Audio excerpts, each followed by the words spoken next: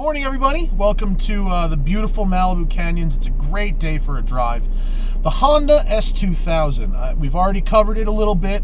I've driven two different examples with what I would call high-quality consumer-grade bolt-ons. And just so we're all clear, I like to do each car 3 times. Stock, consumer-grade bolt-ons, and then crazy engine swap or big turbo or something. So, this is Christian. Hey. Thank you so much for coming down. Thanks for having me. And believe it or not, this is a completely stock Honda S2000, very low miles, 44,000 miles, and I've never driven a stock one. So here we go. So tell me about your S2000. It's blue.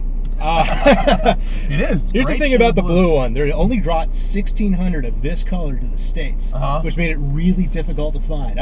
You had to have blue. I would fell in love with the blue. My original plan was buy a silver one, strip it, paint it dark purple. Okay. But I saw the blue and was like, oh my god, it is gorgeous in this color. It is a very pretty color, yeah. But finding a stock one of this color is difficult. They're not cheap either. They're not cheap. I had to put down about $22,500 for this. That's not, well, you know what? That's a lot. Yeah. Well, we're going this way. Yeah. That's a lot, but you could probably drive this thing for a long time and not lose really any money. Yeah, I plan to. I know that when I was buying the car, the first 8 or 9 that I tried to buy were all gone within 24 hours. So when this one got listed, I had to walk in pretty much cash in hand and go, that one, here's money. Even on sites like Bring a Trailer with a very discerning buyer base, these things still command big premiums, and they're tough to find. Yeah. When like you said, when you find them, they go quick, and they're priced accordingly. Yeah. So we're in the wrong gear. I should be in second gear. There we go, and that way we'll get into the VTEC. There it is. 44,000 miles is very low. When did you buy this? I bought it a couple years ago, and it had 24 on it. Oh, so you've driven it? All right. Yeah, dude, I've driven it a lot. I've driven it up to Napa. I've driven over 33 to do it. I've driven up to Monterey over Highway 1. And is this your only car? This is my daily, yeah. Rock. Slide rock.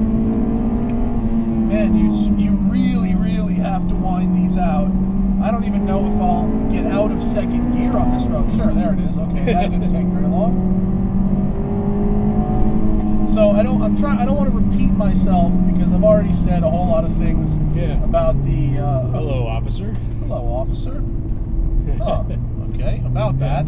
I watched the two S2000 videos you did, and I guess the basics of the AP1 versus the AP2 is that this is an AP2. They only made this color with an AP2. So it's a larger engine, 2.2 liters, for a little bit better mid-range torque. The 2006 model was the first model with stability assist and drive-by-wire throttle. Oh yeah, drive-by-wire. And so you lose like 600 RPM at the top, 700 RPM at the top? Yeah, just a little bit, but it does make, you're not beaten off the line by a Prius or a minivan. You can at least get up to speed just a little bit faster. And when I was test driving cars, I actually test drove an AP1 for a week. And it's for a week? For a week, yeah. There's this great site called Turo. It used to be called Relay Rides. Yeah. Dude it's like a rent-a-car. Yeah, it's Airbnb for cars. Right. And this dude down in Laguna, that was his weekend car, and it cost me a good chunk of change when I said, I whittled my cars down to the Z4, an M Roadster, and this.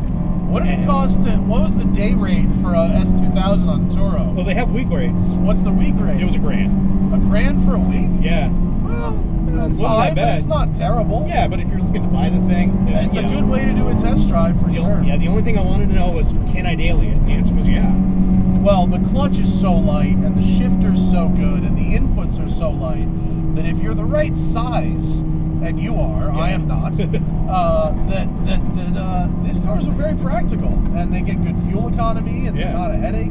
I get 32 on the highway. Your air conditioning is exceptional. Yeah. Exceptional. I don't know what Honda does different, but they are great. That looks like it hasn't really gone well. If you're just joining us, the car in front of us... That is a balled up Benzo. Is he gonna pull over for me? Yeah. God, I love flatbed drivers. They are so considerate. Thank you, sir. Flatbed drivers are the best. Yeah. They're staring in their mirrors all the time. especially up here. Yeah. Well, the car feels very tight. Yeah. Really, really, really responsive, fun. I mean, I can definitely, I can feel when I drove those other ones, I drove the one that had Öhlins, and there's a little hint of like slop that was eliminated by those Öhlins. All right, is he gonna? Yeah. This guy will probably let me by, but he might be waiting for a turnout. No, we'll go back. It's okay. Plenty of roads in Malibu for us to enjoy. We can go back and visit that police officer. I'm sure he'll be thrilled to see us again. Up the hill. Of all the things that this car has a reputation for, one of it is ticket magnet, and I've been lucky that way so far. Is that because if you're driving spiritedly, you're at the top of the power band and making noise? This is the first car, certainly the first car I've owned, but one of the few cars that I've ever driven that the faster it goes, the better it gets. That's true, So actually. you catch yourself going 50, but you don't care. And so you go 60, and then you don't care, and then you go 70.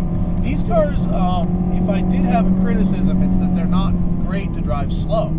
Yeah. They're okay, but if you're below a certain speed or a certain RPM, you kind of might as well be in a Civic or something. Yeah. My commute right now, though, I mean, I'm driving the same direction as everybody else over the hill into Mid-Wilshire.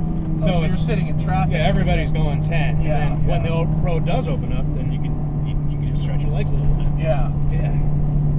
It's really nice, though. I mean, I can tell, like, it's a car that's set up really well from the factory. I mean, there's certainly some room for improvement. I wouldn't mind a little more bite out of the brakes. Yeah. And I wouldn't mind to just rein in a little bit of the motion of the back over some of these bumps with a high quality set of dampers. But for stock, it's really good.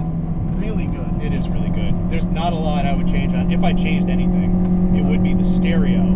These things are notorious. You can't hear it right now, but they're notoriously kind of, they don't really conquer the top-down thing. Oh, yeah. Yeah, okay. so you really, really got to crank it loud. Does it have the speed-controlled volume? No, I don't think it does. My Corvette has that. When you go faster, it gets louder. Yeah. It's great. That's handy.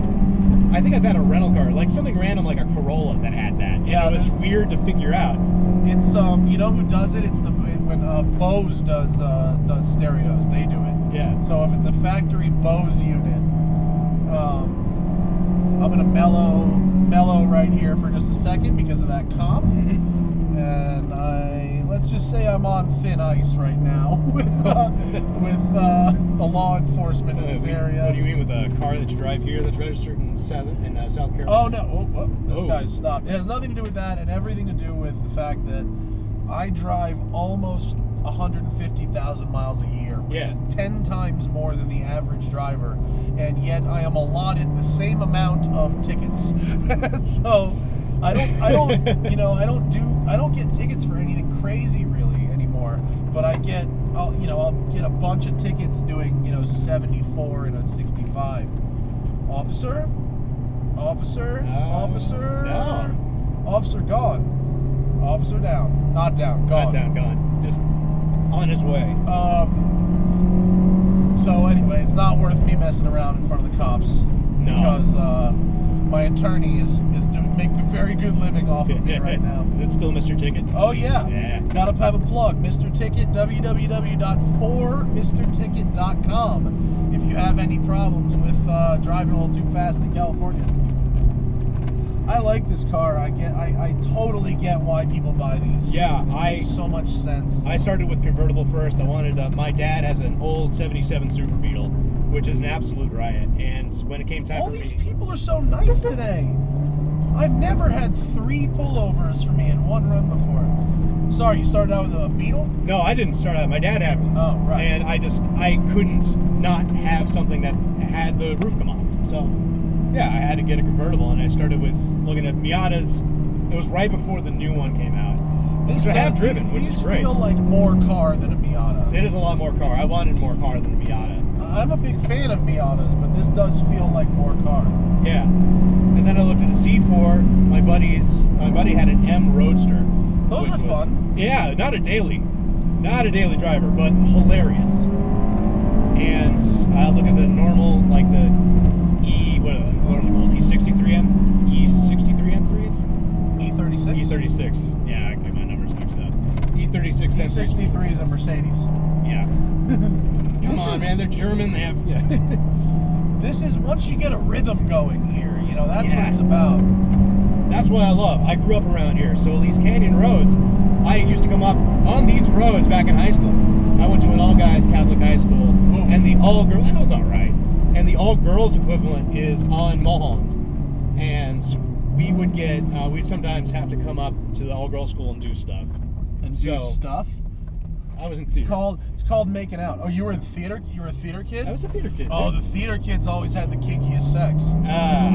They're the drama girls at my school were dirty as hell. Man, all my friends are going to see this and go, what did you tell Matt? What were you doing in the projection booth? I wasn't doing anything in the projection booth, man. It was backstage and I was the star. What? Yeah, but these roads are, I mean, I've been coming up here all my life. It's the best. And when you're in California, like, I definitely understand the appeal of a fixed roof coupe if you're into ultimate performance. Yeah. Out man, drop the top. No, out here I get it. I totally get it. You know, I drive my Corvette with the roof off 90% of the time. Yeah. And I take this thing on long road trips, scenic drives, you know, and it's just fun. It's just what I wanted.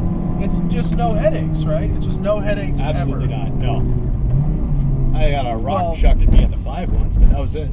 I totally get the appeal of these things, and man. and you know the increasing rarity of stock ones. Yeah. The color, all that stuff. I mean, this car is 10 years old almost, right? 10 years. It's 2006. And it's just it looks like it could have just come off the showroom floor, even with 44,000 miles on it. They hold up. Yeah, it's really good. Thank you so much, Christian. I really appreciate it. Yeah.